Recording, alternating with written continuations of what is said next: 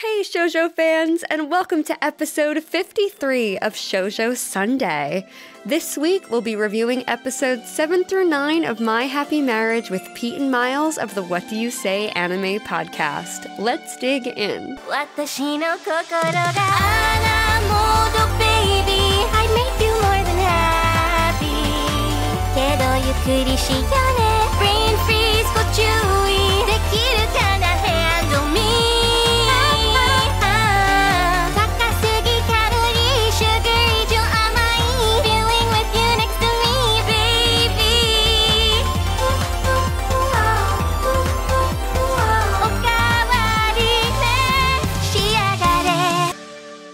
Okay, well, for the first time ever in Shoujo Sundae history, hi, boys. Hi. Hello, what an honor. Hello, I'm so excited to have you guys on. Me and Chika are both so excited to have you guys on. Very excited to be here. Yes, you two join like the very small list of men that have been on our podcast. Yes. All right. Well, for those who are listening and somehow might not know you already, could you guys explain who you are and what your podcast, What Do You Say Anime, covers? Yeah, absolutely. I'll introduce myself first. My name is Pete. I am the host of the What You Say Anime podcast. We've been going strong for almost 5 years now. Woo-hoo! And we are a weekly, I'd say, variety anime podcast where we sort of have a structure of things that we do from time to time, whether it's, watching shows and giving our reviews on them. But we also do stuff like games. We do a variety of things, like we did tropes with Chika, who's on an episode. We did a shoujo episode. We kind of just do a lot, kind of like what's ever on our mind. We kind of just run with it. So it's a lot of fun. If you like week-to-week anime podcasts, you should check us out. And I'm going to pass it to my co-host, Miles. Yes, I'm Miles. I am a co-host of the What Do You Say anime podcast, and I've been on it for almost 3 years now, I guess.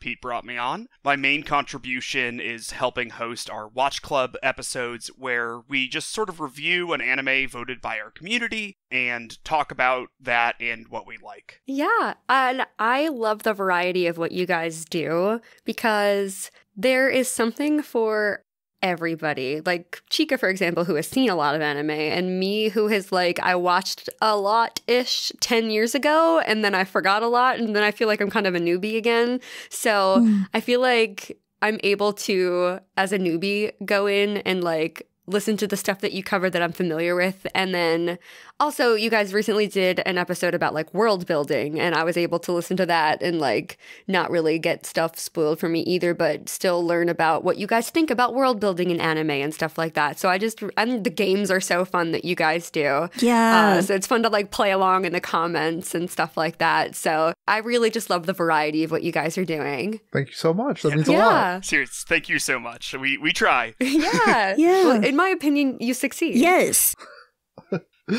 Thank you. Of course. So my next question for you guys, I guess let's just start. I'll single out Miles first, I guess. What do you love most about shoujo content? Oh, goodness. That's a tough question. There's so many things. I think I love how relatable characters are, at least to me in shoujo. Where when I was growing up and my friends would watch anime, it was a lot of shonen, which I never sort of resonated with, and I just didn't think that I liked anime that much. But when I grew up and learned about more of it and everything, I realized that there are characters that I resonate with more, and that a lot of the time that's shoujo. So if I had been introduced to Sailor Moon as a child instead of Dragon Ball Z, I'd probably have been an anime fan a lot earlier. For me, it's kind of different, because when I started getting into anime, I was just consuming everything. I didn't really know what demographics were. I knew what genres were, obviously, but I would sit down and watch My Love Story. I didn't know it was a shoujo. When I sat down and watched Yona the Dawn, I didn't know it was a shoujo. I just really liked this content. And then, later on when I started figuring out more and more of what goes on in anime and what demographics really mean, I finds out that I really do resonate more with shoujo content than say like shonen content like Miles was saying. And I was like, oh, that sort of makes sense. You know, a lot of these works are written for women by women, and I think I don't know, something about that, just like it was a different change of pace than what I was normally used to. And then once you start diving into it and start seeing like the art styles, like, you know, recognizing Clamp from a variety of different content, whether it's, you know, like Code Geass to something like Holic, like that's all Clamp. And it's just like, oh, they're like picking up on that stuff really started to like resonate with me, and I started really getting into, you know, more shoujo properties than I think I would say like more of the mainstream shows. And yeah, it led me down a hill, and now I'm like, I try to consume all the shoujo anime that gets created each season. I definitely started reading more as well, and yeah, it's just a lot that goes into it that just is such a variety of content than I would say what's out there. So that's really what resonates with me with shoujo. Mm-hmm. Yeah, I love the relatability of the characters, even if it's like, you know, not exactly a copy of like real life, and not because the anime is not always grounded in reality, but it's just nice to like have your own emotions and things you've thought and felt reflected back to you on the screen. Mm-hmm. Mm-hmm. Yeah, I think shoujo allows you to really sit in characters' feelings rather than sort of breezing past it to go to something else or to go to a new scene. It's like, oh, okay, this person is upset by recent events, and we get to see how they process it. So I just really enjoy that as well, like within shoujo. Yeah, I think they handle like emotions way better. Like how I think a character feels, I have a better grasp on characters in like shoujo or josei compared to some other properties. And that's what I really like. Like I gravitate towards characters. Mm-hmm. And one of my favorite anime characters in general is like Sarasa Watanabe from Kageki Shoujo. And I just feel like how she is presented in that show, I could feel her. And like I really don't get that with a lot of other properties. So it's just one thing that I just absolutely adore. Yeah, absolutely. And we love Sarasa here as well. She's wonderful. Yeah. So I have one last question for you both. And that is, what are your overall feelings on My Happy Marriage? I'm a big fan of My Happy Marriage. I think it does a wide variety of things, whether it's the drama, the romance, the supernatural. There's a lot of elements that go into the show where I think some people may be pulled away from just because it is doing sometimes like 3 or 4 things at once, but I love it. The ride is fantastic, and I'm a huge fan of Miyo and Kyoka. They are such a great couple. They're 2 fantastic main characters going through 2 different struggles, and it's honestly one of my favorite shows from 2023. Yeah, I definitely agree.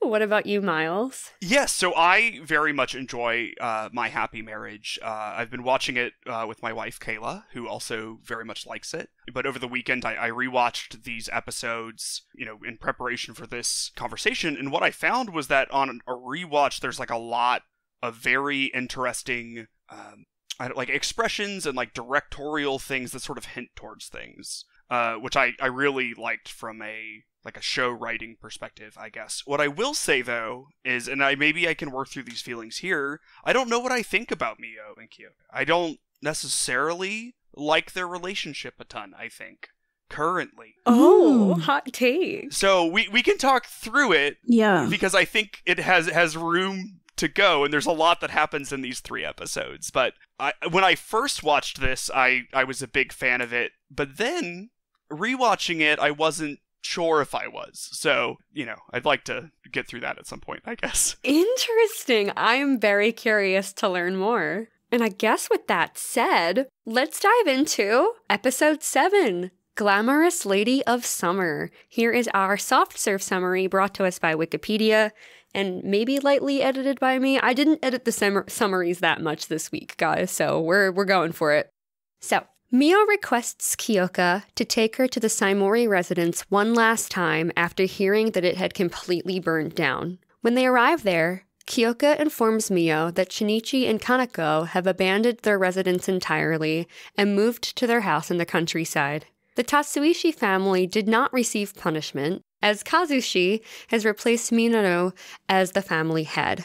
When Miyo asks Kyoka about Kaya, he tells her that Kaya will be sent to a strict household as a live-in servant. Meanwhile, at the Tatsuishi residence, Kouji tries to reassure Kaya that they can rebuild the Saimori family, but she shrugs him off. After Miyo thanks Kyoka for rescuing her, they run into Kouji. Kouji informs Miyo that he will be leaving for training in the old capital to get stronger. Miyo and Kyoka return home and make their engagement official. Sometime later, Miyo meets Kyoka's older sister, Hazuki, who becomes Miyo's tutor, since Miyo yearns to be re-educated as a proper lady. That night, Kyoka finds Miyo having another nightmare and deduces that it is the Usuba ability. The next day, Kyoka's supervisor, General Okaido, informs Kyoka that someone has unsealed the gravestone containing grotesqueries. Elsewhere, Arata plans his next move.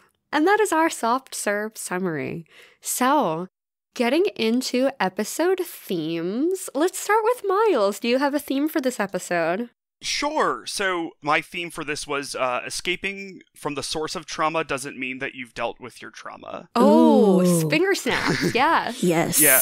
And so, I think that when Miyo goes and deals with, she looks at her, the old house she used to live in and how it's burnt down. And I think there's some amount of relief that she has that this place that was tormenting to her is sort of gone. There's also some sadness with, other aspects of it. But, she still has the nightmares. We'll see later she still has sort of PTSD episodes from the events that happened there. And I think that she needs to get to the root of that still. Yes.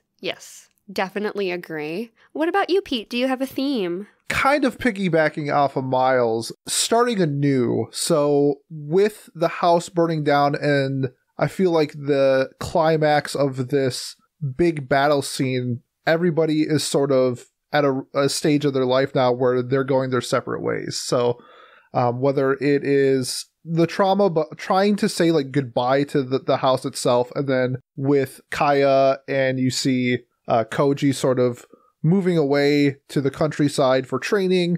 It's sort of everybody starting like this new journey in life with this new chapter, I guess. So that's kind of the theme that I got with it. Yeah, I can totally see that.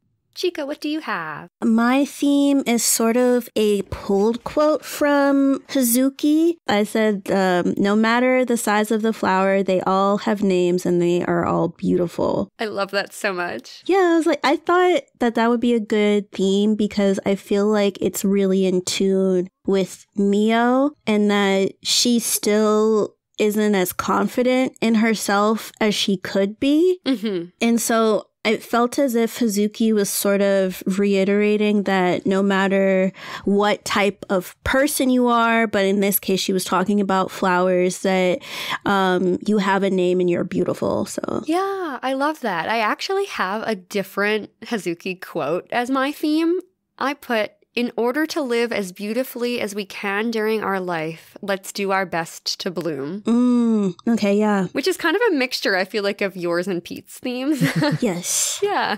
So getting into sprinkles on top. Does everybody have sprinkles on top? I have 2 sprinkles on top. Oh, okay. What do you have, Miles? So I guess my first one is that when Miyo is looking at the stump of the cherry tree that's turned to ash, she was wearing a cherry blossom kimono. Mm-hmm. And with that tree representing to her like her mother and her like real family and all of that, I was thinking how even though this was burnt down, she still has like blooms on her and she can sort of carry forward those memories and that the tree sort of lives on in her. That was my thinking there. Oh, that's really I nice. love this. Yeah. That is so sweet. How am I supposed to top that?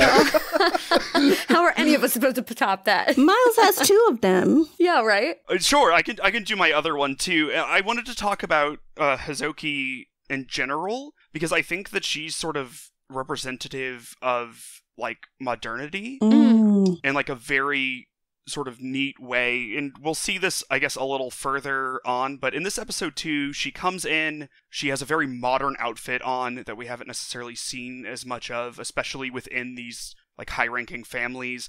She's wearing like heels and a sundress.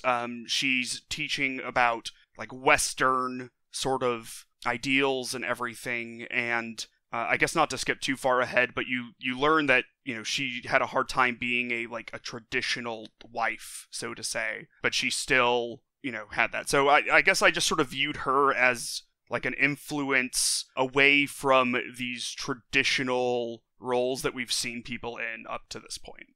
Mm-hmm. I think that's really interesting. Yeah. I was trying to put my finger on something about her this whole time, and I think you hit the nail on the head with that. Yeah, I think that Hazuki's another point of view on what womanhood could be, because we've only been seeing, if you are a woman, you are a homemaker, you're supposed to get married and have whatever kid and da-da-da-da-da. So for her to be so different was just really interesting. And it's even though we do learn later on that some things didn't work out for her, she's still able to teach women how to be a lady. That didn't necessarily stop who she was or how she's able to act with others. So yeah. Mm-hmm. Yeah. And I think it was, I forget who said this quote of her, but the no matter what type of flower we are, let's bloom, is maybe her even speaking to herself in that regard. I don't fit this completely, form-fitted thing, and you don't either, but let's do our best, right? Let's be the best people we can be. I love her. She's wonderful. Yeah. Pete, what is your sprinkle on top? Yeah, so mine was the burnt down house, sort of symbolizing the fall of the Saimori family. Mm-hmm. I think in some cases when somebody is involved with a fire, you lose your possessions, but you don't really lose what's important to you. But for the Saimori family, they did. They not only did they lose their belongings and their housing, they also lost their power. And I think they also lost their respect within that community. And just seeing that come from such an evil family was such a great representation of just, you had everything and then you lost it. And you know what? Sometimes bad people deserve that. So that's kind of my symbolism for this episode. Yeah. Yeah, definitely. I think I said in the last episode, burn, baby, burn, Disco Inferno or something. Yeah. Yeah.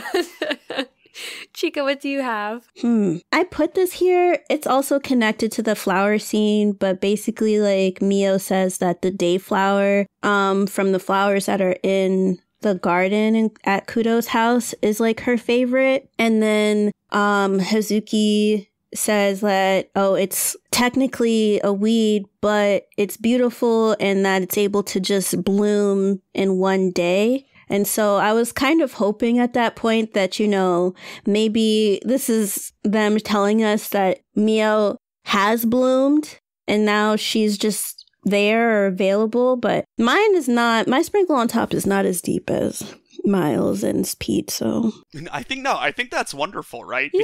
Because weeds are also persistent and able to overcome harsh environments and everything. So I think that's a very apt comparison to Miyo. Yeah, I definitely agree. My sprinkle on top is specifically about the peony flower.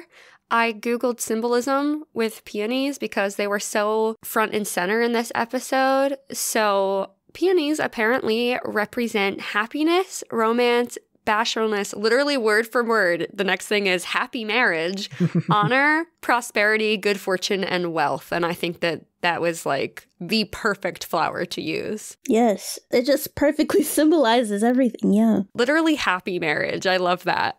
So let's move on into Floats Your Boat. Pete, would you like to kick it off? Yeah, hopefully this doesn't come off evil, but seeing evil people get what's coming to them is a fantastic feeling. These people were awful to Miyo, I'm assuming awful to other people, and seeing what's coming to them was just such a great cherry on top. Just, it was so good.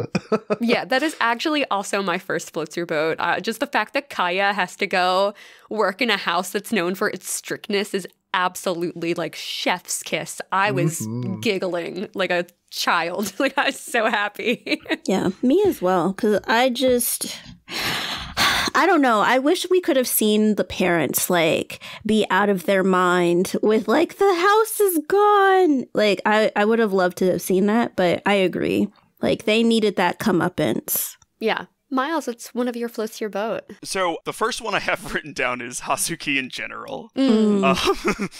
Just almost every time she's on screen. I just love her cheery demeanor and everything. I thought she brought a great change of pace to the cast that we have so far, where, you know, Miyo is so reserved and so is Kudo, that having someone who is sort of extroverted and lively was great. Yeah, definitely. Hazuki is just like this bright light. She's just so wonderful, especially the way she's so eager to teach Miyo. She's just so happy to be part of it and just get to know this woman who's going to marry her brother. She just has such good energy. Yeah. And she's also sort of different from Kudo in that way. Because Kudo's like, it takes time for him to warm up to people. And then Hazuki's just a ray of sunshine. Yeah. Chika, what is one of your floats your boat? I don't know how other people will react to this, but I actually really appreciated when Miyo asked Kudo for permission to speak to Kouji with her eyes. Oh, yeah. Yeah. I mean, the reason why I liked it is just because, like, Kouji, like, yeah, that's her childhood friend, but, like, they did want to be together at one point and stuff, and which I don't know if Kudo knew that at the time.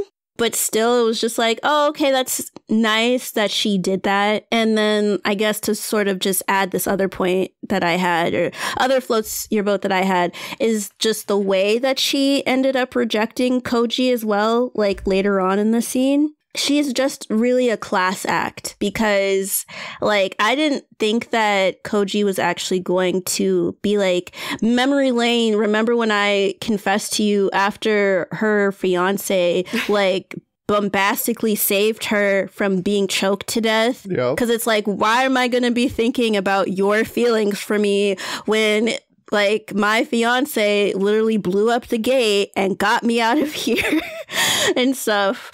Yeah, that's another segment for me. Yeah. Oh, okay. But I mean, I think the way we could compartmentalize, I just think the way that she did it was so nice. Just, I don't even remember what you're talking about. And then he's just like, what? And it's like, there's no way that she doesn't remember. And then that's when he, like, it connects that he's like, oh, this is how she's saying no.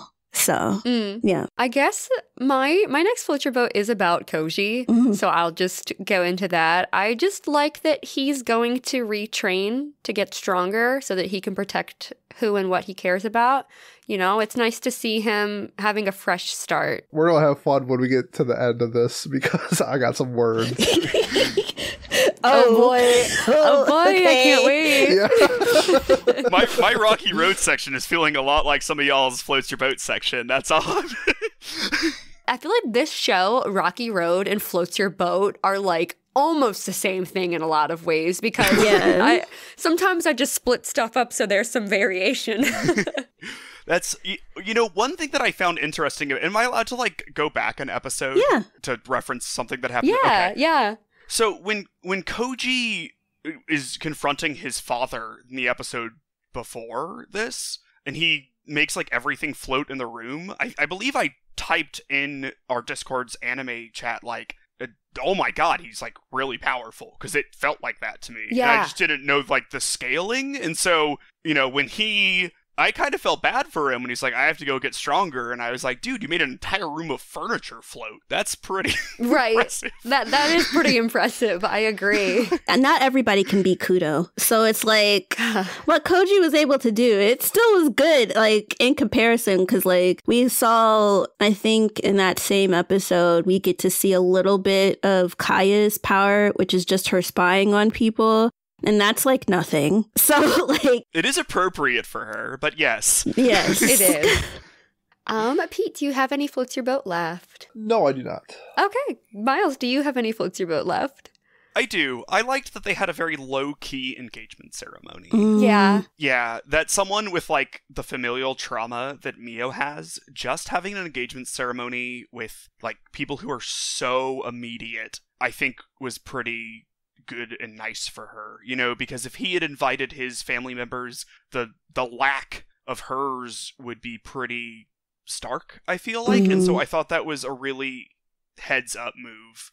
by him to have this sort of low-key, intimate, just the two of them and their version of the justice of the peace, sort of, for their engagement ceremony. And they were both happy after that, and that made me happy. I was happy they were happy. Yeah, that was a really, really sweet moment. I really, really liked that a lot. And especially them finalizing it after all of this chaos, they really, really deserved that moment of peace. Yeah. Chika, do you have any floats your boat left? I guess I have 3. Okay. So I think this is after the engagement ceremony, and Miyo is asking Kudo if she can, get re-educated on how to be a proper lady. Mm-hmm. And so she's just staring at him, and he looks at her, and she starts blushing. This is my last one, too. I'm with you, yeah. Yeah, because she's just so head over heels for him. And so at first I thought, oh, is he teasing her? Because he could tell that she, is really into him. But then I was like, I'm not sure, because he, checked her temperature for real. And I was just like, come on. Not only is she blushing, she's holding her face. Right. She went full, oh my God. Yeah. I thought he was teasing her too at first, and then it kind of hit me. I'm like, oh no, he really is just that dense. And there's something kind of endearing about that too. Yeah. It was a very, very cute moment that really got me. I was holding my own face. Yeah, because I was just like, oh, she's so cute. And then I was just like, why is he dumb? She's so into you. Oh man. Do you have any more, Chika? Yeah, so I like the fact that Kudo invited Hazuki over to give Miyo lessons, but he made sure that he had the day off so that he could still sort of observe them together. And I thought that was really sweet. Mm-hmm. And also Hazuki, when she's just overcome by how cute Miyo is, and she starts hugging her and then just says that she should come to her house, and Kudo's just opens the door no.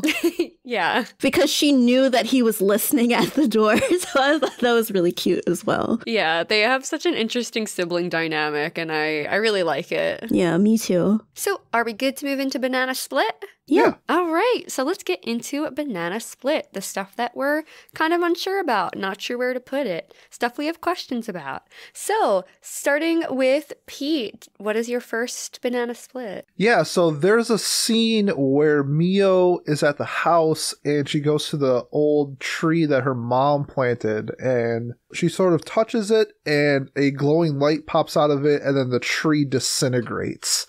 And so there's something behind this tree, this stump, that is, something's up with it. So that was my big question with this episode. Oh, yeah, I had that in my nuts point.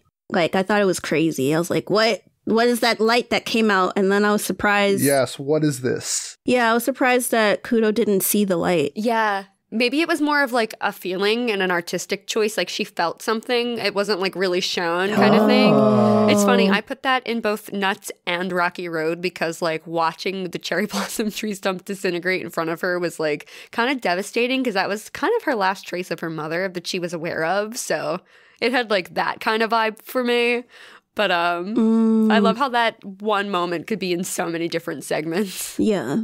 Miles, what is a Banana Split of yours? Sure. So I was unsure how to feel about Miyo rejecting Kouji the way that she did. Okay. I completely agree with Chika that she did it very heads up and sort of socially aware. But I guess I don't know, as a guy who's had to confess to people and stuff before, it's nice to get a direct answer, and I feel especially for this guy who's been pretty much the only positive thing in Miyo's life for a while. And your fiance did just burn his house down, a little bit, Mm-hmm. So I guess I would have liked her to have just sort of been answered it more directly, I guess, is what I think. I don't think the way that she did it was wrong, and he seemed to understand, and I too would be more in love with this universe's version of Colonel Mustang, but I feel I would have liked Miyo giving a little bit more of a direct answer there, because sometimes she struggles with directness anyways, and so I feel that could have been a good step for her. Yes, I'm with you on that. I do wish there could have been more clarity there, but I also just have to say you just gave me a revelation. I have such a crush on Mustang, and I'm like, why is Kudo so attractive? It's just this universe is Mustang. Yes, just that. It's just that.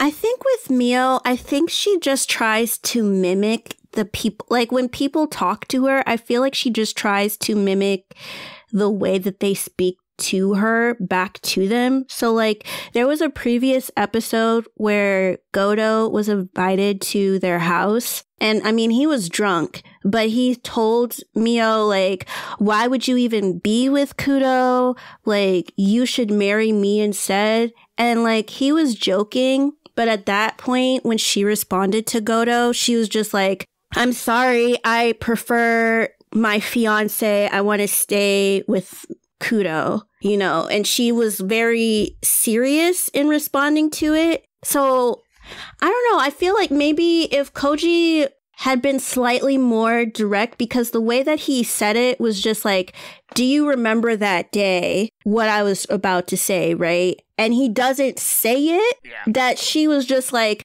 oh, I remember that day. But he said it indirectly. And so then she's just like, I actually don't remember. So then she's also saying no indirectly. Yeah, I think that's fair. I took Kouji not saying it directly because, like, Kouji knows he's lost. He just wanted that final, like... In my opinion, I guess he wanted closure on that because he even talked about how useless he felt compared to Kudo, right? And like that he wants to fix that so that he can feel worthy of someone to love him because he can like protect them the way that Kudo was able to protect Miyo. So my take was that he knew he lost, otherwise he wouldn't have like said, hey Kaya, we can like pull this together, our lives aren't over yet, let's like, you know, bully up.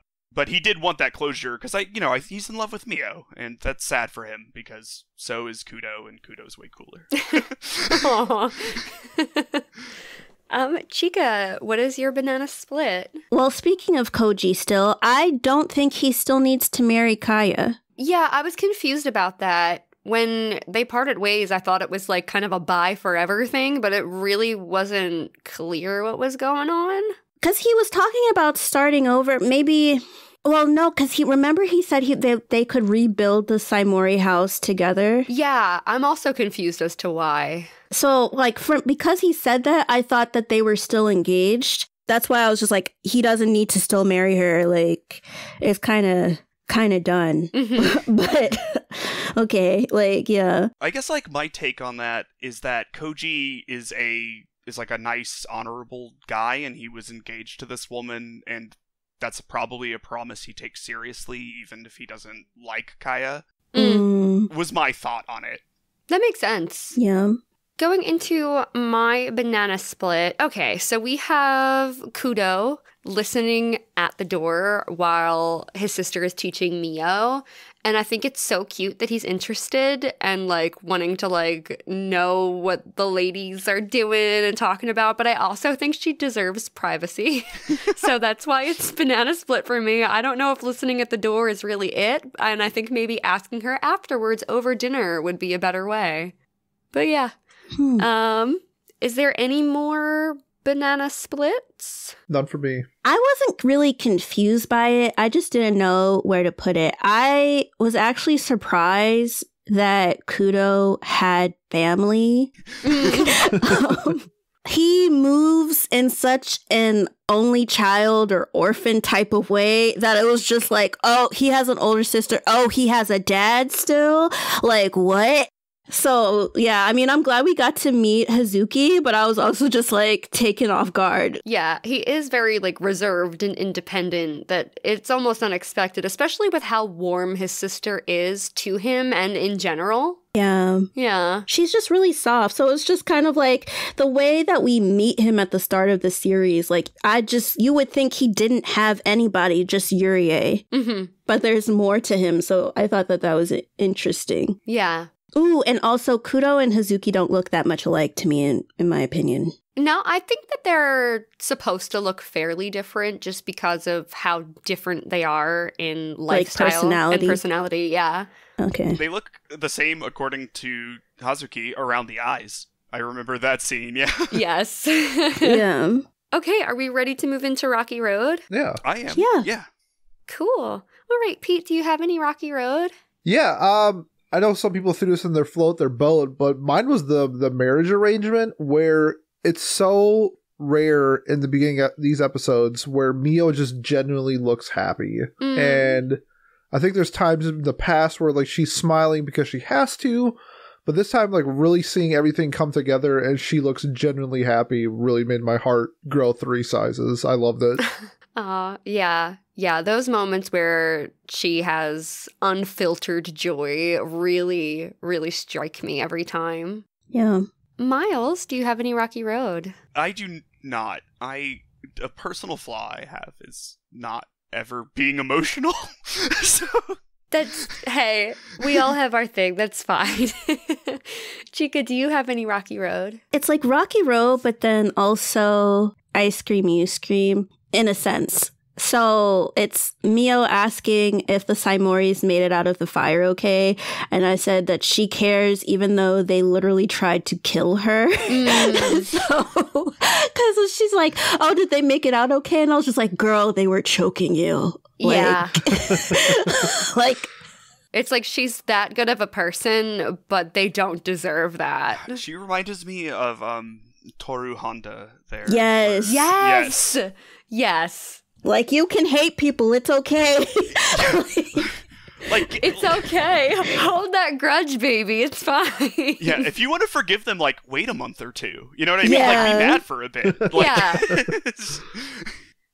You were just tied up in a shed. Get Yes. mad. Right. If anything, like you're allowed to be a little mad about for a while, I'd say that qualifies. Like, she still had this neck stuff on, like the impression or bruising on her neck and stuff. I'm like, girl, I do not care if they got out of the fight. Yeah. Oh, man. Well, my one Rocky Road that I have left is actually the quote that I put as my theme for the episode from Hazuki. In order to live as beautifully as we can during our life, let's do our best to bloom. It just, like, my eyes honestly filled with tears, like, the second she said that. I'm like, oh my god, yeah, you know, I know that I can only speak for myself, but I know we're all out here doing our best, just hoping to live that cozy life we all dream of, so that just kind of hit me. Is there any more Rocky Road points? None for me. Nope. Okay, well, do we have any hot fudge? Oh, I got the hottest of fudges. Oh, okay, Pete. Yes. Pour it on the Okay. sundae. Okay. I hate Kouji, like, straight up. So Oh my god. we have this emotional scene with him and Miyo and him talking about, like, what he's going to do after the fact, wanting to get stronger, going to train, protect the family, and everything that I'm hearing from him is, like, this is what everybody wants you to do. What is it that you want to do? Because I never got the feeling from him that this is exactly what he wants. Because in the beginning episodes, we see his attachment to Miyo. Pretty sure he's, like, in love with her, not Kaya. But everything he's doing is for their family, their lineage, and never about what he actually wants. So when he has the scene where he's like, I'm gonna do all these things, I'm like, yeah, you're doing all these things for what reason though? And to me it's just to me it's just like, you're fake. Like, none of this is what you're saying to me. It's going right through me. Can I challenge this? Go for it. Look, this man just had his house broken into, burned down, couldn't save the woman he loved, right? That is traumatic. You know what I say to that, Miles? Good. But that's what you get. But he wants to God. do that, right? Like, he wants to be able to protect the people he loves. I think that's very clear. And he saw how Kudo, who's a very powerful man, could do that. And, you know, I don't know if going and training his powers is necessarily the right avenue, because there are a lot of ways to protect people that don't involve martial force. But, like, I think he's working towards a goal he wants. I agree with you that he's, like, I don't know, I don't know, like, a not mean word to call him, like a wet blanket maybe. I don't know. He's like kind of a loser, but like he is a loser. But he wants to stop being a loser, and I think that's admirable. I think what he's saying is admirable, and what he's trying to do is admirable, but I don't believe the words that are coming out of his mouth. What do you think he wants to do then? Just like sit in a corner and cry? I think he wants to marry Miyo and be a farmer or something like that. But because he has so much family responsibility and you gotta protect the lineage and you have to marry for these political reasons, that he's doing everything that he's told by. Not once have I felt something from him where I'm like, I believe the words that are coming out of this dude's mouth. It's all corporate email talk to me. That's crazy. I think that's crazy. Wow. That's some hot fudge for sure. That is. I'm scalded. I love it. I don't even have any hot fudge. Me neither. I'm living for this. Yes. This okay. Also, for the reference for everybody out there in podcast world, Miles' favorite character is Kaya. So I'm sorry. Okay.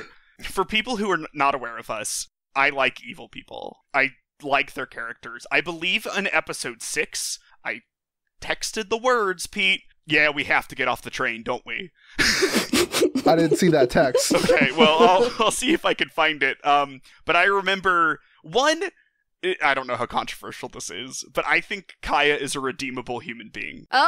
As opposed to her parents. I think that she was raised incredibly spoiled and terribly, and that I'm not going to blame a 16-year-old for being a bad person. More to the fact that, like, that they're irredeemable. Like, okay. She's an awful person, but, like, I think there's a world where she is humbled, and there's also a world where she is not humbled, and we'll just have to see what happens. I see where you're coming from, Miles. Definitely. I think it would really depend how delicately they handle Kaya moving forward, because right now, I am most certainly not a fan, and I don't know how she could be redeemed. Yeah. Attempted murder is a pretty serious thing. Yes. Of your sister. Yes, that was, yeah, and that's not the episode we're talking about. Right. I'm just trying to answer the slanderous accusations Pete threw my way. Yeah, but it's within context, so.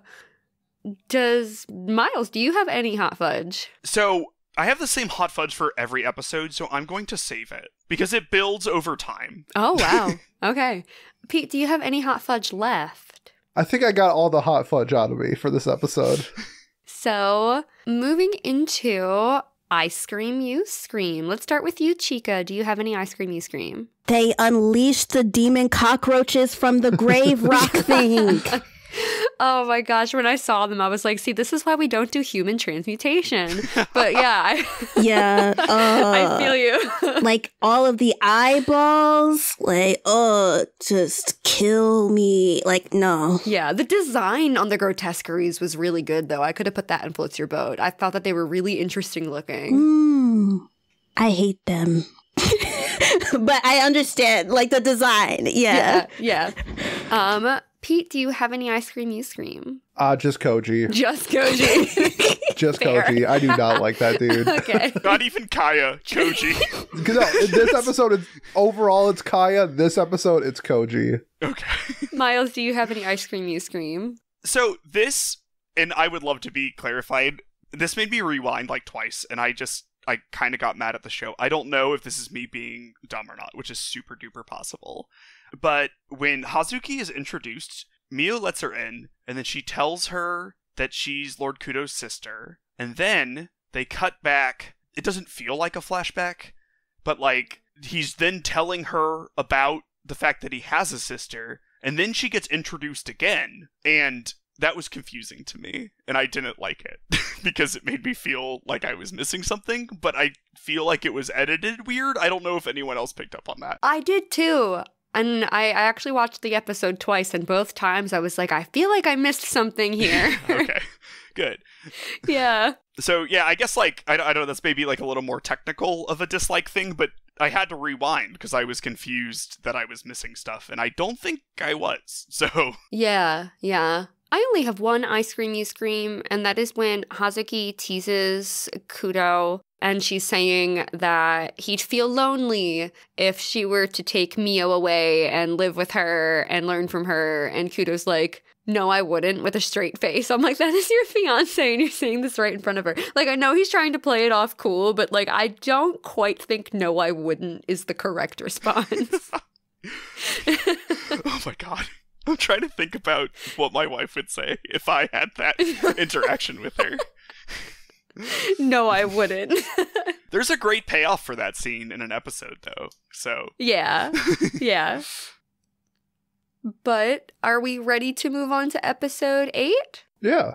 So, getting into episode 8, Nightmares and Ominous Shadows. Here is our soft serve summary brought to us by Wikipedia. Kyoka, Okaito, and Kazushi are given an audience with Prince Takahito, who reveals that the imperial capital will be invaded by the Grotesqueries. Soon after, Takahito congratulates Kyoka on his engagement with Miyo, but gives him an ominous message. Meanwhile, Miyo learns Western etiquettes for the upcoming party in 2 months. During her lessons with Hazuki, she begins to have nightmares and headaches that severely impact her daily life and her lessons. As Kyoka worries over Miyo's nightmares, he sends Iwashimizu to gather information on the Osuba family. Later, Kyoka meets Arata for a discussion about the investigation. That night, Kyoka and his subordinates encounter the Grotesqueries and do their best to destroy them. The next morning, Miyo encounters Arata when she suddenly collapses during her training. So, getting into themes, let's start with Chika. Do you have a theme for this episode? I personally do not. I'm sorry, guys. Mine is really just to the point in things are not as they seem. Okay. Yeah. That is fair. Very fair. Miles, do you have a theme? my theme was persistence is beautiful. Oh. So we see Miyo, despite what she has going on, trying her hardest to be, I guess, like, what in her mind, she's already worthy of Lord Kudo, in my opinion, but, you know, for her. And just going through all of these things despite the, like, nightmares and everything she's having. And then we have Lord Kudo, who is working on all of this other stuff in the background. They're just very diligently working on that. And so that was my sort of theme on that. Okay. Yeah. Pete, do you have a theme? I did not have one for this one. Okay, I'm so glad it's not just me. Okay. All right, getting into sprinkles on top. I'm actually going to kick this off if that's okay. I was very proud of my sprinkle on top. Take it away. So during her training day, the one where she collapses, they're outside and there's this wall of pinwheels. I decided to Google if there was any like symbolism or like just about pinwheels. And so apparently pinwheels can represent the ready transformation of inertia to energy. Ooh. And there's this constant talk about an awakening. And it's kind of like there's breadcrumbs where I'm like convinced Miyo is developing powers. So I think that that's just even another hint that like something's moving, something's coming. Very nice. Thank you very much. Thank you. Miles, do you have any sprinkles on top? I do. I have one sprinkle on top. And that was when we see inside Miyo's nightmares, she is like very, very alone in that. And it's like just sort of a dark space where she's by herself. And I still think that Miyo, this is very understandable due to all of the trauma, feels like she's inadequate in a lot of ways, and even though she's now surrounded by people who care about her, she still feels alone, and I sort of thought that was a good visualization of that concept. Yeah, yeah. Those nightmares are rough. Yeah, they're also interlaced with Lord Kudo fighting the Grotesqueries, which I think is interesting and probably means something, but I haven't been able to put that together, so... Yeah. Pete, do you have any sprinkles? I don't know if this one's necessarily going to fall into sprinkles, so I might twist this in my own way, but see if you can maybe follow along. With Arata, he's having a conversation with this old man about the awakening, and he's placing his hand on this tree, sort of like how Miyo was the episode before. And I don't know if there's like a tie to that, but I thought that was really interesting that they're both doing something with the placement of their hand on top of a tree. So I thought, I don't know if that meant something, but that's what stood out to me. Yeah, no, that makes sense. Like, it seems like it should be connected. Chika, do you have any sprinkles on top? Nope. Okay, so let's move into Floats Your Boat. Let's kick it off with Miles. What is one of your Floats Your Boat? Sure, I'm going to start with a very simple one. the new head of the Tatsushi family has a killer outfit, and it made me happy. Yes, I totally agree. Oh my gosh. I liked his banter with the two military men about how he can dress how he likes because he's not in the military. Mm. And then I liked that he just had this really cool tiger on the back of his outfit. I thought it was neat. I thought it added a lot of personality to him. And so I sort of hope we see him some more. Yeah. Kazushi so far has been interesting. I love that he just walks to the beat of his own drum. Yeah. I feel bad, but I was just like, oh, I put, like, Koji's brother is good looking. Like, what happened? Oh! Which, I mean, I'm not saying that Kouji is ugly, but it's just like... I am. Kazushi has a flair. Like... Oh my god. I mean, yeah, Kazushi's definitely the better looking brother, but like Koji's got his little freckles going on. I don't know. He's cute. I'm trying to be nice. I don't know. Yeah, I mean, they're different, like in similar ways to Hazuki and Kyoka being different. I feel like where Kouji is he's not reserved in the same way Kyoka is. He's like more shy, I guess, as opposed to stoic. But then you have the more extroverted sibling as well. Yeah. Chika, what is one of your floats your boat? Okay, so the heir apparent, the prince, which you'll find out in Banana Split that I was confused, but once I figured out stuff, but the prince, I think, has really cute makeup. Highly agree. I put that in Floats Your Boat as well. I put Prince Takahito is so incredibly fabulous. Like, what does this serve? Like, I love him. I want to learn more about him. Yes. Pete, what is one of your Floats Your Boat? Yeah, I really liked... So this... Obviously, it's a work of fantasy. However, I feel like you could put a time frame of, like, realistic eras in the show. And sort of like the introduction to like Western culture to Japan seems to be becoming more of a thing in their society, with Kyoka's sister showing up wearing a dress instead of a kimono. And we sort of get these introductions to like Western fashion and behavior and formalities. I thought that was a really interesting touch on mixing like the traditional Japan sort of with this new cool Western style of, like females. I thought that was really cool. Yeah. I also just liked seeing Miyo in her cute little blue dress. Like, that was really sweet. Like, a little transformation.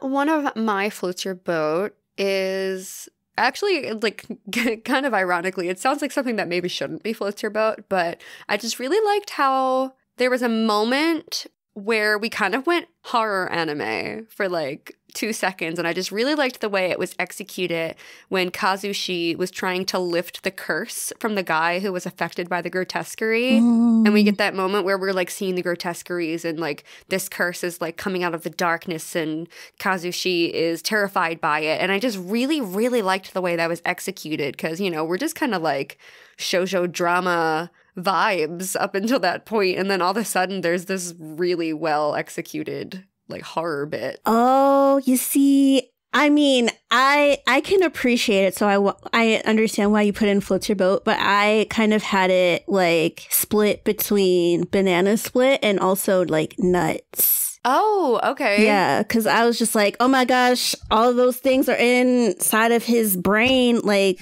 so I was like, oh, that's nuts. But then also when he lifted up the blanket, it looked like they had a venereal disease. It looked like the bubonic plague and bruising. Like, I don't know what it is, but it was not a good time. So that's why I had it between those two things. Oh, man. Miles, do you have any Floats Your Boat left? Yes, I have one left. So the scene between Hazuki and Miyo, where Hazuki asks Miyo to call her sister, and it does sort of like it is like another horror anime moment, right? Where she has like a flashback and you hear like Kaya's voice distorted saying, "Dear sister," and Miyo switches what she wants to call, you know, Hazuki. Like, oh, how about I just call you your first name? I think that adds a lot of weight to the trauma that Miyo has been through. Yes. And I liked that. I thought that was a good touch because it sort of shows that even though Kaya is at least for the moment removed from the picture, there were lasting effects of all of the trauma that Miyo faced, and I like to see those lasting effects in my anime. I was a fan of that scene. Yeah. I wasn't sure where to put all of that because I loved Hazuki and their relationship blossoming, you know. It was just really nice to see them coming together and Hazuki teaching her and all of that. But the way that Miyo is still affected by her trauma just strikes so deeply. Just hearing her sister's voice so clearly in her head like that. It's so heavy at the same time. Yeah, it's an interesting juxtaposition in that scene because you have this sweet moment of a future relationship that's brought down by a past relationship. Mm-hmm. And I think it's a very interesting character development moment for Miyo. Absolutely, yeah. Chika, do you have any floats your boat left? Oh, I said that Miyo gave Kudo the benefit of the doubt when he was working hard, saying that he was working hard because Hazuki was just like, oh, like, he's not really around, like, I would be worried. And she's just like, no, he's working very hard. And, you know, I'm also going to work hard too. Yeah. I thought that was really sweet. Pete, do you have any floats your boat left? I do not. All right. Well, let us move on into Banana Split. I personally do not have any, but Miles, do you have any? I do have one. So, with the Grotesqueries, I feel like they're kind of not paying enough attention to those. Okay. Yeah, I feel that. Okay. Like, because they're definitely, like, paying attention to them, but I don't know. I guess I don't want to get too, like, we have nothing to lose but our chains. But, like, the attitude to me sort of feels like right now they're just killing the poor peasant people. And yeah. So they're... yeah. And, and, like, you know, we should probably deal with it before they come and kill the metropolitan people. Like... Yeah, it's like, just because I'm poor, I can't be saved? Like, that's not fair. Yeah, like, they're killing people right now, and they're like, yeah, we've dealt with, like, 20% of them. We got some time. Like, the Emperor, as fabulous as he is, or the heir, was like, yeah, some people might die. And then we see a bunch of poor people die. So he was not talking about them. He meant his people. Yeah. You know, so I guess and that honestly might be something that gets brought up, because the world seems to play with these, like, social dynamics pretty regularly. But to me, it was, like, a little confusing to me, because Lord Kudo is the head of this place that's supposed to be dealing with them, but he also is taking a lot of time off to, like, follow up on some Miyo background stuff. Yeah. Which I guess I'll get to later. But, you know, like, there's a whole bunch of evil zombies coming for you guys. Like, let's tighten up, was my thought.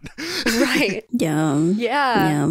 I had the same thought as well. I was basically like, what in the Demon Slayer is this? Like, these vengeful spirits of the gifted, they're turning into these weird-ass grotesquees. I fondly call them grotesquees in my notes. I love it. Because I had a time. I could say grotesqueries, but at first, like, I messed up, and then I was just like, fuck it, grotesquees. I hate them. Why do they attack nice people that were minding their business?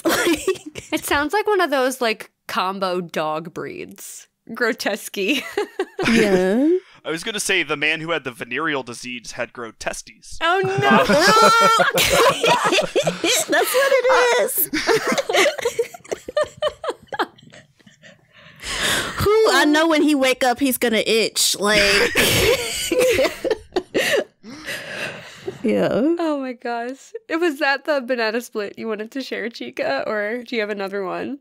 No, that was one of my banana split. But then I guess the other one was that I was kind of confused at first because I didn't realize that the prince was the prince. I thought that the emperor did some sort of magic to make himself look like that. So I was just like, the emperor has makeup on and doesn't look like a ball sack? What's tea? Like, how did he do that? But two different people. No, the emperor could never blend his eyeshadow like that. Who are we kidding? No, not at all.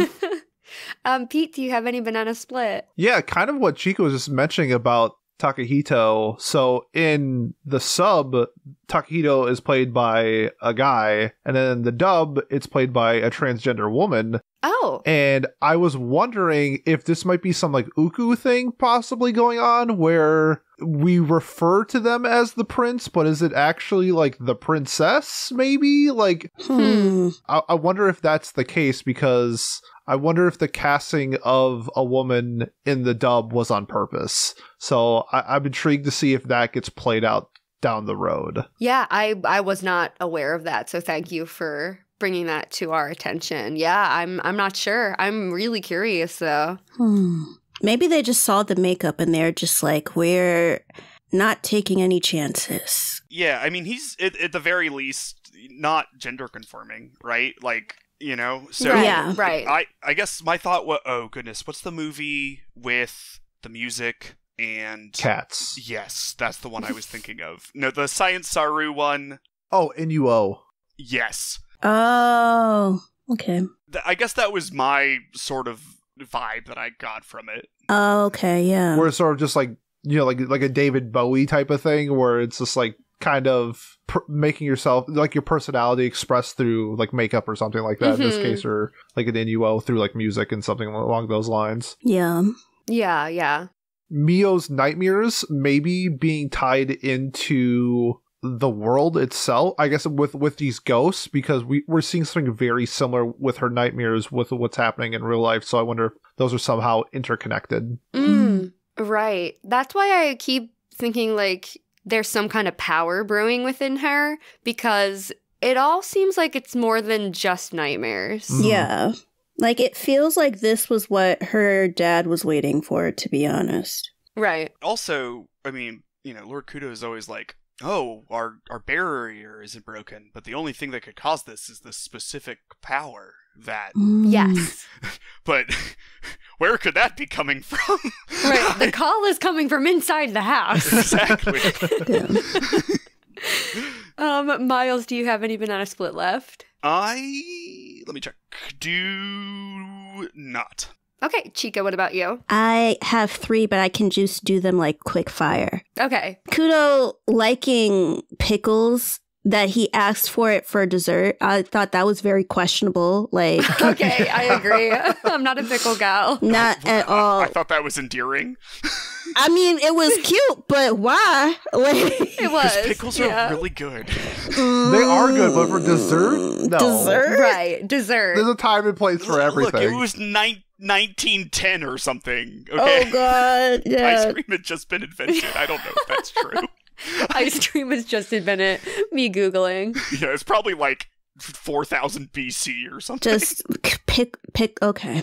But yeah, so then, Glasses, Arata, telling Kudo that he looked him up to his face is weird. I really, like, this man has so much gall to me, because how do you meet somebody and you're just like, guess what? I saw this on Media Takeout the other day that you are cold and stuff, but you got a girl and that's so nice and da da da da. Like, that was a lot for me.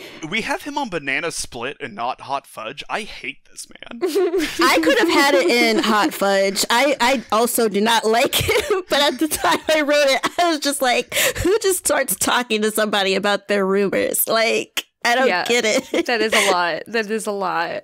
Yeah. Oh, and the last thing is, whose bright idea was it to go look at the grave thing at night? Y'all can't fight Grotesqies in the day? Like, I don't know. Maybe they only come out at night. Oh, damn. Investigated in the day. I'm with Chika here. That's Right. Like, you have that many eyes. I need all of the light so I can see you. Like, no. Yeah, that would make a lot more sense. So, let's move into Rocky Road. I'll actually kick it off really quick. So I have Miyo wants to be by Kyoka's side and become a family with him, but she still has to stop and ask herself, what is family? Because of everything she's gone through. I just wrote, oh my god, in all caps. Like, that is incredibly sad. That is really sad. Yeah. Yeah. And then, when Hazuki was asking Miyo to call her sister, and then Miyo gets triggered, I felt so bad for her. Mm-hmm. Yeah, I had that as well. Miles, do you have any Rocky Road? Well, that scene was in my foot. I was like, ooh, neat. No, I don't have any Rocky Road. Okay, Pete, do you have any? Just any scene where Miyo just seems like she's having fun or being happy because she didn't get to experience that a lot of her childhood or in her adulthood. So when she was doing like these like womanly teachings with Kyoka's sister, it just seemed like she was having a blast. Yeah. I was a big fan of like those scenes and just warms my heart. Diary montage. Yeah. That's a great way to put it. Chika, do you have any Rocky Road? The last one, it is Rocky Road in a sense. But just the fact that Miyo doesn't see herself as a proper lady, and so that's why she asked Kudo to be re-educated. It just felt like at that point, it's like she wants to be with him, but she still finds herself to be lacking, even though Kudo doesn't think that way. And also, she's just getting her ass beat in her dreams. I thought that was really... I felt bad for her because, like, they were just grabbing her ankles and shit, and, like, she was growing bags, like, under her eyes. Like, I felt bad, yeah. Yeah, like, even regarding, like, her training, the only thing I have regarding her training in Rocky Road is when she starts to collapse, she thinks to herself, I can't just collapse during training.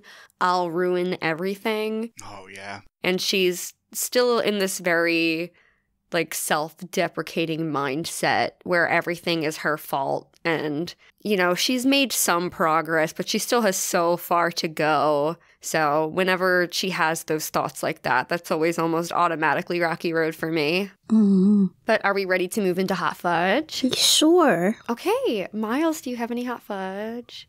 Yeah, so I guess I'll do this part of it now. And this is why I'm not the world's biggest Kudo fan, I think. But he should tell Miyo his suspicions of her nightmares and what's happening. I guess like the framing of it feels pretty like Miyo, like as you just said, she's fainting. She says, I can't like do this, but she's having these nightmares. She has to stay awake. He actively thinks it's a family that's known for entering people's dreams and manipulating them. And he wasn't like, hey, watch out for this. Yeah. And that was the thing to me that I guess to me it seems like he doesn't quite trust Miyo yet, where he views her as too fragile or too not self-sufficient to watch out for herself in any way. Because you have Arata here who is like gaslighting the hell out of everyone. Yeah. And is, you know, doing a whole bunch of like social manipulation, just like he expected to happen, by the way. So like a heads up, I feel like could have changed like a lot, you know, in this episode, in the next episode. And it also could have helped Miyo with self-esteem, I think. Like if she knew that something was happening that wasn't related to her, you know, just having nightmares or not being strong enough, like she was being potentially targeted in some way, I think that maybe she would have an easier time with going through what she's going through. And so that was very frustrating to me that he just never, ever mentions it to her. It's tough because I feel like it makes so much sense for him to share it with her. And a lot of their dynamic is it would make a lot of sense to communicate this thing, but I feel like I'm burdening the other people by communicating it. So I think that he might be afraid of telling her this and then her somehow feeling like she's burdening him by having nightmares. Like, I don't know if he wants her to know that he knows she's having nightmares. It gets like really convoluted in that way. That's kind of the way I'm seeing it. Yeah. No, I get where Miles is coming from in the sense that, because I feel like I said this in even our last episode, that like he should have told her about or whenever the episode is where she like first gets kidnapped, and it's like you already have an inkling that these people are trying to do something to Miyo. Why don't you just tell her so she could at least be more aware of her surroundings? And so it seems like it's sort of this character trait of him to think like, I can handle all of Miyo's problems. I don't even need to tell Miyo. I'll fix it for her. And that is very agitating because I'm sure she would want to know more about her own family and who she is. Like, she's never had this information before. And it's just crazy sometimes, like, the situation she gets in. And it's like, if you only told her, I'm sure she could have done more. Like, I'm sure there could have been a conversation. I feel like, at least in this particular situation, he was waiting for her to come to him about what she was going through. But if you know the way that Miyo is and she doesn't want to burden people, you could just approach her with what you know and then go from there. Yeah, no, that does make sense. Yeah. Well, Chika, do you have any hot fudge? I have hot fudge, but it's like misguided because we find out who this person is later on. But when I see glasses, so Arata and the old man, I kind of mistake the old man to be Kouji's dad. Me too. And so, I got mad. The character design was similar. Yes, it was. But I thought it was Kouji's dad. And I was just like, they're working together. And then I was just overall upset because I was like, one, the Tatsuishis should not escape punishment because it's their fault that the Saimori household went into flames. And so I was just like, okay, Minoru needs to be behind bars wearing Depends after, like, Kudo beat his ass so bad and, like, electrocuted him and stuff. Like, I don't know why he's talking to the glasses guy, but that's not Kouji's dad. So it's like misguided hot fudge. Yeah, no. For a second, I thought it was Kouji's dad too, so I was confused. And I'm like, no, wait, that's like a different person? I don't know what's going on. But yeah, I feel you. Pete, do you have any hot fudge? No hot fudge. Okay, me neither. Miles, do you have any more? No, I'll save me talking about how evil Arata is for the next one. Okay. Chika, do you have any hot fudge left? No, I have ice cream. You scream. Okay, so do I. But I'm actually going to pass it off to Pete. Do you have any ice cream you scream? Just the fact that Kouji still exists, but other than that, no. Oh my god. Is that really it? That's it. Oh my god, Pete. Okay. Wow. I have a strong disdain towards this man. That's crazy. He's so harmless. Yeah, Right? exactly. Those are the ones you got to watch out for. Yeah. Apparently. Yeah. Okay, so my ice cream you scream. This is a joke. So if you've been listening to the podcast, if you know, you know. I have to ask, why does the guy with the glasses have to be the villain? Why? Have you met Pete?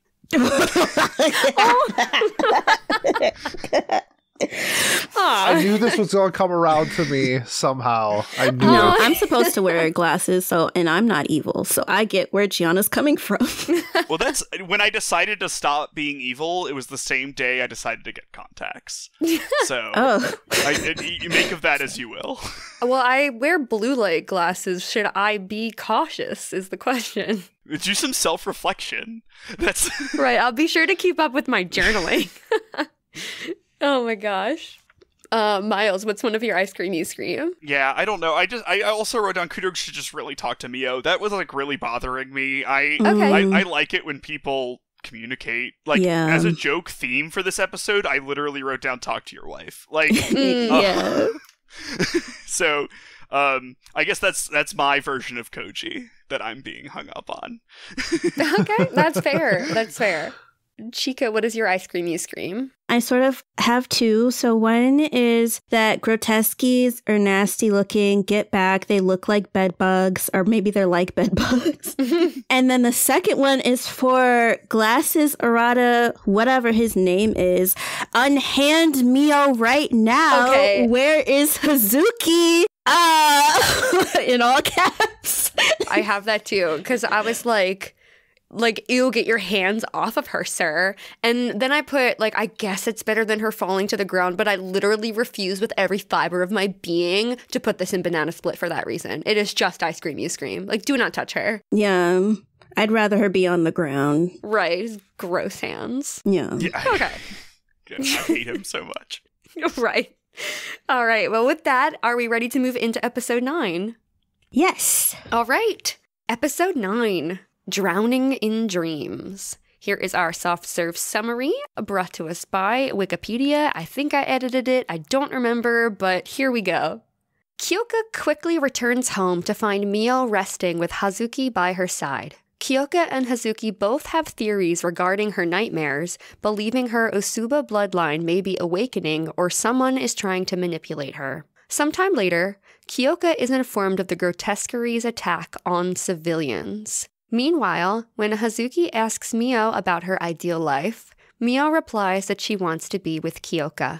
Elsewhere, Kyoka discusses with Iwashimizu about the investigation on the Usubas. Later that night, Kyoka and Miyo have a discussion about expressing their feelings, and they both come to reveal that they've both been feeling lonely. They comfort one another, and Kyoka reassures her that he will be there for her. The next day, Miyo is visited by Arata, who had originally come to see Kyoka, who had been called into work for an emergency. Arata gives Miyo an offer to leave her husband after saying that Kyoka was a cold man. After Kyoka is put in charge of protecting the capital from the Grotesqueries, he is confronted by Arata over his supposed treatment towards Miyo. Kyoka becomes shocked when he is told about her sudden collapse the other day. Afterwards, Kyoka receives information from Iwashimizu about a woman named Sumi Saruki, discovering that she had the same surname as Arata's. He hurries back to find Miyo in the kitchen, where she passes out in his arms. Kyoka takes her with him while on his way to confront Arata. And that is our soft serve summary. So, getting into themes, Chika, what is your theme idea for this episode? It's very basic. Just avoid having regrets. Okay, very fair. Pete, what do you have? I did not have one for this one. That's totally fine. For me, I put, sometimes the most difficult or uncomfortable things to communicate are the things that need to be said the most. Nice. I like that. Nice. Yeah, that's good. Thanks, guys. Miles, what do you have? So I riffed off my previous theme for this one. I said persistence is beautiful, but so is fragility. Ooh. Miles be getting the heavy, again. like, Miles has the heavy hitters this episode. Like, damn. Yeah. Okay. Do we have any sprinkles on top? I personally do not have any. I don't either. I don't have any new ones. Hazuki is like sort of like a modern or different woman is something else that I wrote down because I just sort of think that's what she symbolizes, but we've talked about that before, so I just thought that was present in this episode as well. Okay. Yeah. All right, getting into Floats Your Boat. Chika, why don't you kick it off for us? So, I am kind of confused. So maybe this could also be Banana Split. But at first, I thought that Kudo knew that Miyo had fainted. So I said, oh, Kudo came running to go see Miyo when she was like lying down. So I was like, oh, that's so nice. Like he hears that something's wrong with her and he comes running. Right. Yeah, I'm on the same page as you because I was confused by that as well. Like I even had that as one of my Floats Your Boat too, that Kudo rushed home to make sure she was okay. But then we learned later he didn't know. Yeah. So why did he rush home? So yeah, it is definitely confusing. So I think the differentiation here, and I was confused until I heard you guys talking about it, but I think it's he knew she fainted and was waiting for her to tell him, but maybe she never did because he comes home to see her and then she's asleep or resting or whatever, and then they continue. So maybe like she doesn't know that he came home to see her and he was waiting for her to tell him, sort of thing, maybe? Didn't Arata like tell him though? Well, Arata tells him, but you would think that Hazuki, right? Like, I don't think Hazuki would not tell him that. Yeah. Yeah, I think he knows. I think what he tells Miyo is, why didn't you tell me? Okay. I fainted. I was confused by it too, but I think the differentiation, because we were talking when I brought up how they wait for each other to sort of break the ice to tell each other what they're feeling and thinking. I was wondering if this was sort of that. He didn't broach the subject for her because he wanted her to broach the subject with him as like a sign of trust or something, and then he was hurt that didn't happen. Oh. I like that way of looking at it better than just being really confused about it. Yeah. It brings clarity, but also anger. Right. At least there's an answer? Question mark. Yeah. Pete, what do you have for Floats Your Boat? I really enjoyed the conversation, the dialogue in general with Miyo and Kyoka this episode. So there's like two specific scenes. One was sort of lovey-dovey and the other one was kind of like a fight. Where Kyoka, I think, overstepped his boundaries with being very blunt and sort of not taking Miyo's condition and her emotions into account until after the fact, where Miyo is sort of crying and then collapses. I think that it's just a representation of almost any relationship. You have good and bad, and I thought we got both sides of that this episode, so I really enjoyed that. Yeah. I really like just seeing their dynamic as it continues to unfold and they start to understand each other a bit better. Yes, exactly. Where they're still getting to know each other. Like, and I think you see that this episode, where even though you're still, you like each other, love each other, it's still maybe figuring out boundaries, figuring out how to communicate correctly to each other. And I think that Kyoka in general got a big wake-up call this episode with how he needs to be handling Miyo and how in her current condition in this episode. Yeah. So my, surprising no one, favorite frame of this entire episode is when Miyo and Kudo are sharing their tea and they're having that really nice conversation at night. Off to the side, there's a calico cat cuddling with her 2 kittens nearby, and they're so precious, and I love them so much. Oh man, I sent Chika a screenshot immediately. I'm like, look at them. Yeah, I had the same thing too. Miles, do you have any floats your boat? I have 2. My first one, I guess, is that similar to Pete's, when they were having the fight, Miyo tells Kudo that he was cruel, and I just wrote, "Good job, girl." Next to that, I because that was probably really hard for her, and yeah. I liked that. She was crying and upset because it was cruel, but she was also stern with him and reprimanding him, and I feel like I enjoyed that dynamic from her. Where she's hurt, but she's holding authority as his fiance to say don't act like that towards me. Yeah. So she's allows herself to get hurt, which is important. You got to cry it out sometimes. But then also she's standing up for herself after she gets hurt. And I really like that from her. Yeah, definitely. I definitely agree. Chika, do you have any floats your boat left? Yeah, so I thought that it was maybe, I guess considering how Kudo was in the episode, it's kind of like a step forward and then 10 steps back. But it was nice to see him approach her and talk about loneliness. I agree. To get her to talk about it. And so it was just kind of like, okay, if only you would do this more. But I liked that at least they were able to admit it. But first he was just like, listen, you need to get closer to me. And I was like, okay. So, because I was ready. I was like, okay, I need to prepare myself. What does being closer mean? Are we going to see, I don't know, more shoujo-y stuff? I was just waiting for it. I had the same exact thought during that scene. When you just sit closer to me. I'm like, oh, do that. What does that, what's gonna happen next? Right. I was just hoping to see, the lovey-doveyness, but we only get so much of that in this show. Yeah. So tilting her head towards him by the chin with the light sort of bubbles around it or something. Yes, that's what I wanted. I was just like, oh, it's gonna happen. Kiss. It's just I'm lonely, you're lonely, kiss. Here's the time. But it was just a hug. Oh my god, it's she's lonely, he's lonely, me watching this, I'm lonely, so do something. Your lips are lonely too. Make out. Yeah. His bundles were unrestrained. Come on. I don't know. God. Yeah.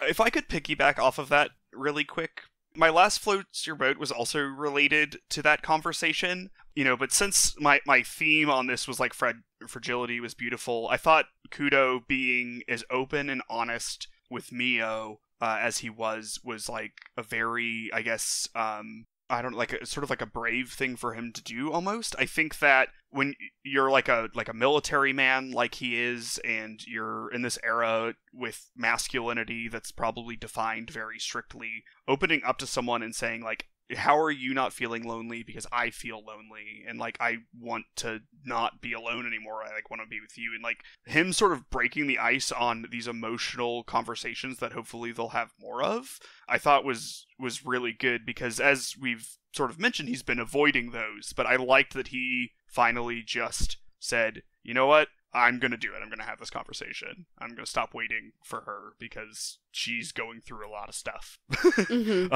She might be reserved for some trauma reasons, so I'm going to try to break this ice. And I liked that moment before them. And it would have been very sweet if they kissed, but they did not. Yes. That would have been a cherry on top of that conversation that was much needed. But with that said, let's get into Banana Split. I personally do not have any. Chika, do you have any? I have a laundry list. Oh boy, okay. One, I said, we're not questioning the elephant in the room. How does he know her name? Oh. He never met her. So how do you know her name in the street? I didn't even catch. How did I not catch that? Wow. Yeah. So I put that. I said Miyo's power is awakening. That's why she's seeing the Grotesqies in her dream, or whoever's grabbing her legs and stuff. I said I wish that Miyo called Kudo to let him know what glasses Arata said to her. Yeah. If only. Again, communication. Yes. But then Glasses was able to... I keep doing that. I'm sorry. But Arata was able to tell Kudo in a way that benefited him. Yeah. This man. Yes, this man. Yeah. And then... Ooh, this might be a hot point for Miles. Okay. I kind of understood why Kudo said... Like, it was fucked up, but I understood why he said that thing about studying. He just said it bad. He said it bad. He said it bad, but it's like, I got it in the sense that he didn't want her to start studying so then she could be like losing sleepless nights and all of this, and like... He knows that's why that's not happening, though. He knows that. He knows that she's being targeted by like someone with evil nightmare powers. But... Isn't it a little evil of him to be like, oh, maybe I shouldn't have let you study so much because you're so tired, even though he knows that someone is going into her dreams every night and giving her nightmares? Like, he had an inkling, though. It wasn't, like, confirmed. He has a full-on investigation going on. He has, like, a guy on it. There's pages of notes. Right. I mean, I just feel... I don't know. I just sort of got it. I'm not saying it was right, because it wasn't. I just was like, you know what? In the heat of the moment, it's just like, girl, you're about to go pass out in front of this fire and get burned. And sometimes people just say nasty things when they're scared. That's why that came out of him. Yes, I think that he said that because he wanted to protect her. And even though he could protect her and actively isn't, I agree that that's why he was upset. Pete, do you have any Banana Split? No, I do not. Okay. Miles, do you have any Banana Split? No banana splits for me. All right, so let's get into Rocky Road. This time I'm going to start with Pete. Do you have any Rocky Road? Yeah, it was emotional, and everybody touched on it, so I'll be short and sweet. The Kyoka and Miyo, like, heart-to-heart with Kyoka opening up about being lonely, I thought was really well done. And, you know, he's really busy with work and all this stuff, but I think he kind of leans on Miyo and is wanting more out of this relationship. And just that whole scene was just really, really nice. And I thought it showed a side of Kyoka that we haven't seen before. So I'm a big fan of that scene. And yeah, it tugged on my heartstrings a little bit. Yeah, same. Yeah. I got a flashback and I was just like, ooh, I do not want to remember this flashback. Not word for word, but it's like I have been in that situation where it's like, oh, this partner is like working in front of me or whatever. And then it's like, but I'm here to visit. It's like, I'm lonely, but I'm trying to be brave and smile. But it's like, oh, like sad and stuff. Oh, God. Yeah. Yep, I think we've all either been there or know somebody that's been there or something along those lines. I'm like, yep, I've had this conversation before. Yeah. My one rocky road is something that Miyo says to Kyoka. She says, I didn't want to bother you if it was something I could handle alone. And that hit me really deeply, like that resonated with me. I have had similar thoughts and acted on that same thought. So, like, I understand why he was, like, upset by her, like, not sharing with him. But I also understand where she was coming from, being like, I don't want to put this on you if I can, like, handle it first and then maybe tell you that it was a thing, but it's handled now and it's okay afterwards. So, yeah, that just really resonated with me. So I wanted to put that into Rocky Road. Miles, do you have any rocket? Should I even ask? I mean, I guess, like, I don't know. Maybe I did a bad job of, like, delineating these things. Like, moments that I thought were, like, sweet and emotional, I was like, I liked that moment because it was sweet and emotional, so I put it in Floats Your Boat. So, like, you know, similarly, I that conversation definitely got my emotions going on the porch. I thought that was really good. And then, you know, I guess, like, the opposite thing for me is, like, I don't know, I got, like, a little angry when Mio was like, I don't want to, like, handle something. And I get why she's doing it, but it's like, come on, girl, it's like a marriage. It's a partnership. Right. You know what I mean? Like, right. You guys can depend on each other. It's just me screaming it at both of them constantly. Just have faith in your partner. Especially when he has been so consistently reassuring, where it's like, I want to know how you're feeling. It's not a burden to me. You are no trouble at all. It makes me happy to know how you feel. So, like, I wish she would, like, hear him. Like, he's saying it, but I don't know if she's hearing it. Yeah, you know, he's also absent. That, like, I guess I get her viewpoint. Like, he's very good with her. Like, you know, despite my reservations of how he's handling situations, like, he's very easily one of the best things that's happened to her in her life. And I think it sort of makes sense that she doesn't want to grow dependent on something because she's had so much tragedy. You don't feel like anything's gonna stick, maybe. And so I guess I would like him to do a better job, and he does this episode. He talks to her, right? Which is why I like that scene so much. But, you know, he sort of has to realize that you can't just tell someone who's been traumatized that their trauma is okay now. You know what I mean? You can't just be like, oh, you can trust people now. Yeah. Yeah. You have to actively participate and demonstrate that to them. And I think he's getting there, which is nice. Yeah. Yeah. Chika, do you have any rocky road? So mine is about Hazuki, actually. Hazuki talked about how her marriage ended and she was blaming herself for the way that it ended. But I feel that, like, because her marriage started off or was, like, political, then there should have been some level of, like, interference between her husband and her husband's family because of who she is and who the Kudos are. Just because she's not able to cook or do certain chores doesn't mean that she can't still be the face of that family. And we saw, at least with Miyo's family or the Saimoris, that they had, like, servants that did that. Like, yes, Miyo knows how to cook, but they had servants that were also cooking as well. So I didn't understand why there wasn't more done to keep Hazuki's marriage intact. Like, if you know that she can't do it, why don't you hire somebody else to do it? And then Hazuki could worry about other things. So I just felt bad that she was blaming herself because it's a two-way street, you know? Like, your husband has just as much to do with this as you do. So rather than her just blaming herself, like, I think she could have just said, like, you know, we both were all at fault in some way. I don't even think that she's that at fault, because it's like, if you're getting married, like, why didn't you know that she didn't know how to do these things before you married her?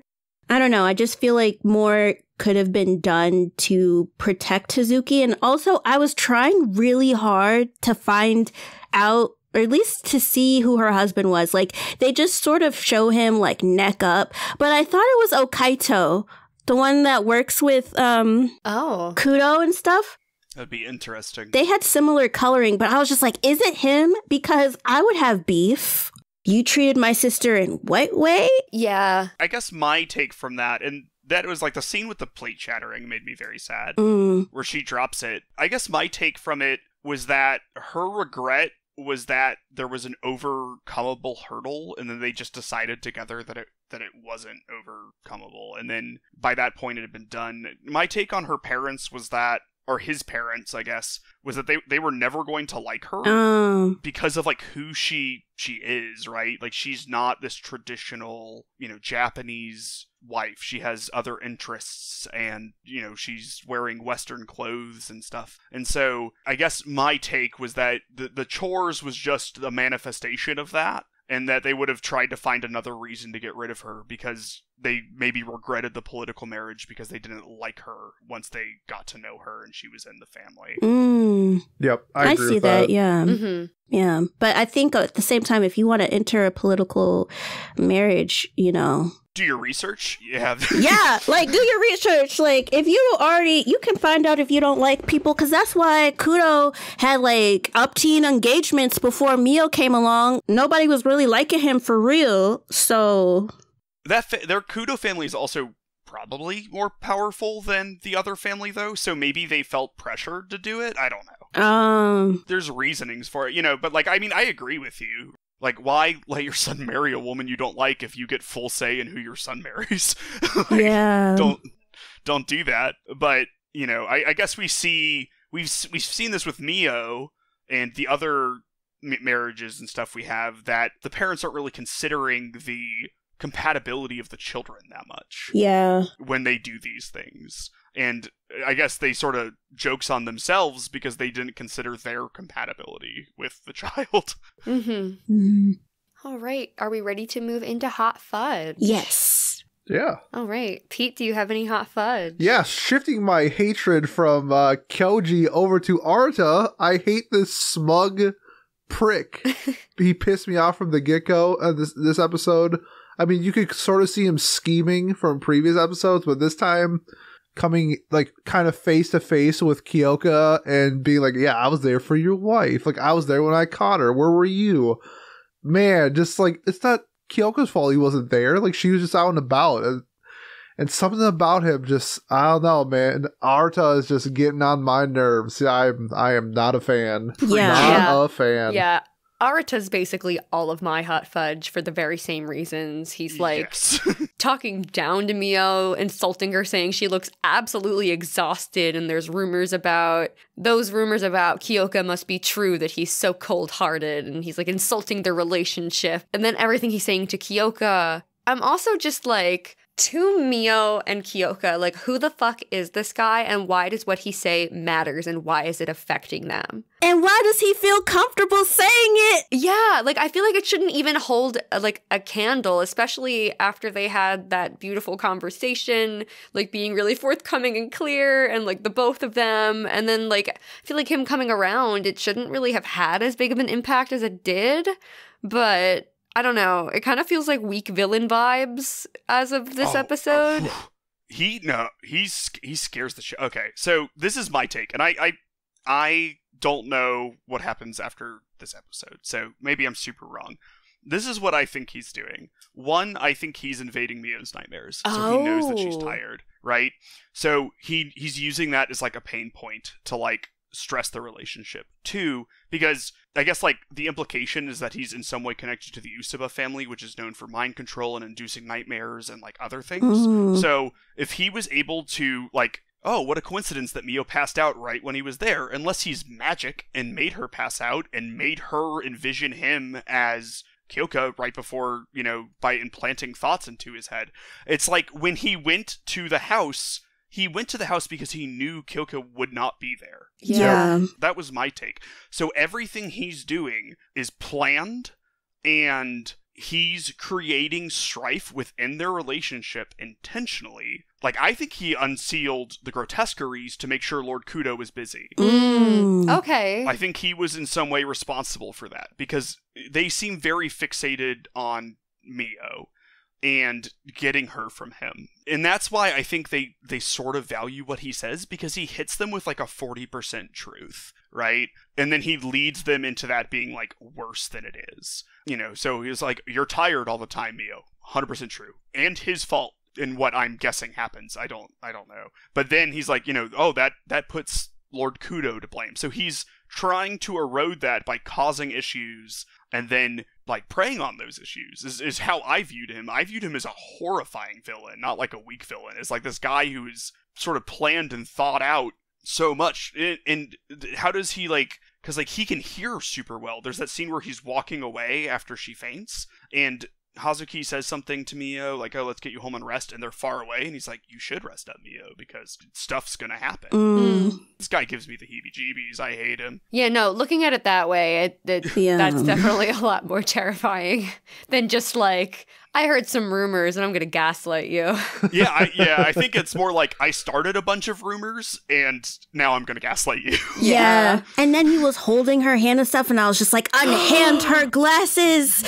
Stop this! Where's the alarm? Every time he touches her, I have a visceral reaction. It's so gross. I'm just like, if you don't get your nasty, I don't know where your hands have been, where your soul has been. Where is Yurie? Like, I was over it. And then he just kept talking out of the side of his neck like, oh, you look at you. You look so tired. You've been tired all the time. How do you know I'm tired all the time? I don't know you. Because he's doing it. He's doing it. He is making her tired. Yeah. So this theory is part of the reason I got so mad at Kudo, because if they had had this communication, she would be aware of someone trying to manipulate her. Yeah. I feel like maybe pick up on the fact that he knew her name without supposed to know. Or knew all these things that he's not supposed to know. And where they live. Like, why do you know? Yeah.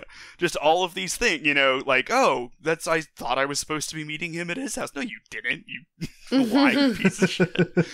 Yeah. So, and like when he touches her, it feels so entitled to me. Yes. That's like the vibe I get. Like, I feel like this guy thinks that he has exactly a 0% chance of losing, and that is disgusting when it comes to this kind of relationship. You know what I mean? Like the entitlement to another person is so gross. Yeah. Grotesque, even. Yes. Yes. All right. Ice cream, you scream time. Mine is really, really light, so I'm just going to start with mine. I just said R.I.P. to the innocent dude and his dog, to the Grotesqueries. Yes. Rip Retro. He did his best. He started growling, but it wasn't enough. No. They'll both be a symbol of the communist revolution to come. It's like I Am Legend, where it's like, I don't care when Will Smith died, but man, when that dog died, ooh. But then, no, I was about to say John Wick, but the guy has got to have, like, the Grotesqui. He's either dead or he has the disease now, which is so unfair. Like, he didn't sign up for a venereal disease. Like, he was just minding his business. We just see him in the background murdering everyone like John Wick. It's a little, like, C-plot in the background of every scene. Not my dog. Killing every grotesquerie or whatever. He becomes the chosen one or whatever. Yeah. Oh man. But Pete, what do you have for Ice Cream You Scream? Surprisingly, I mean, outside of Arata, I thought this was like a really good episode and not a whole lot that I disliked. Okay, that's fair. Miles, what do you have? Am I allowed to curse? Abso-fucking-lutely. Okay, great. So for this, I've written down, and I said this was a problem with me with Kudo, but I just tell her what you know, you absolute fuckface.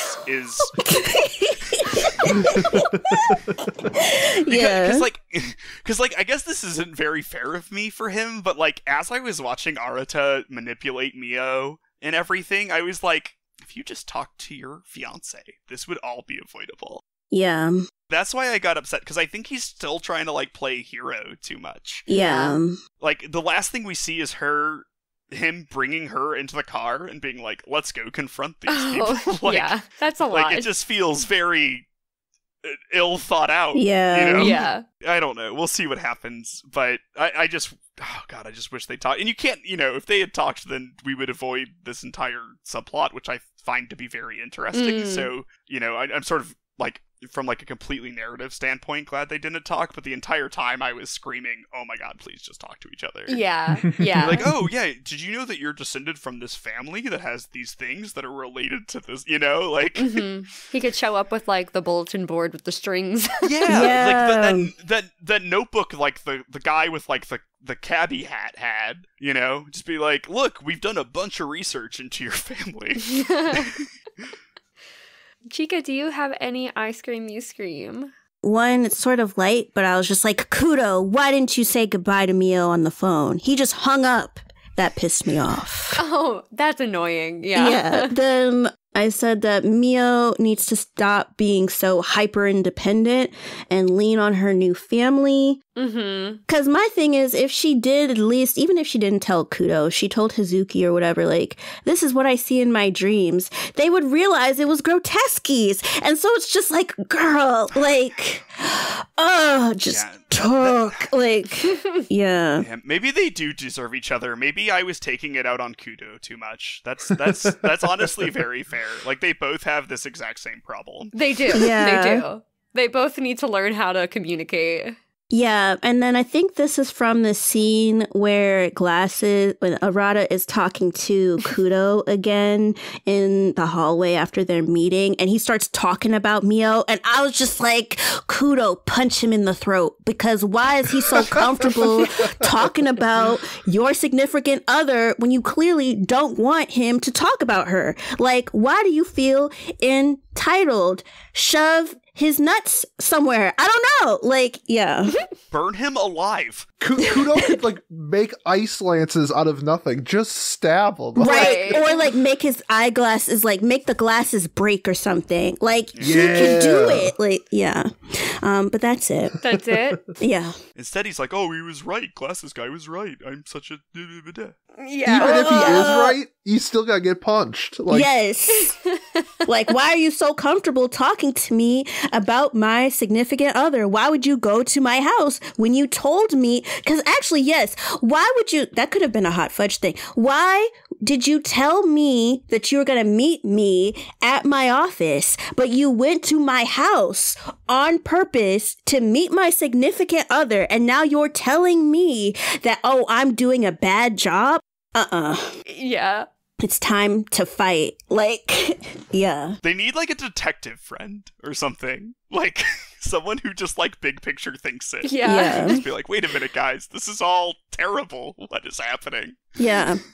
But, okay, is there any remaining I Scream, You Scream, or is that it? But that's it. I think that's it. All right. Well, we made it to the end of episode 53 of Shoujo Sundae. I just want to say thank you again to both of you guys, Pete and Miles, for joining us. This has been so fun. Thank you for having us on. Yes, this was wonderful. Thank you so much. Yeah, anytime. Absolutely anytime. Before we get into all of our shout-outs and outro spiel, Chika and I just want to give a really big thank you and shout out to all of our patrons over on Patreon.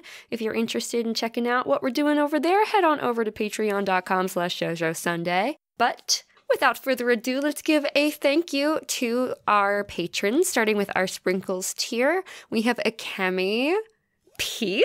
Hey, I know that guy. And PJ. Yeah! Woohoo! First time we ever had that happen. Right? Yeah. A patron on the podcast. Thank you. And 2 boys. It's a historical episode. Very much so. Thank you, Pete.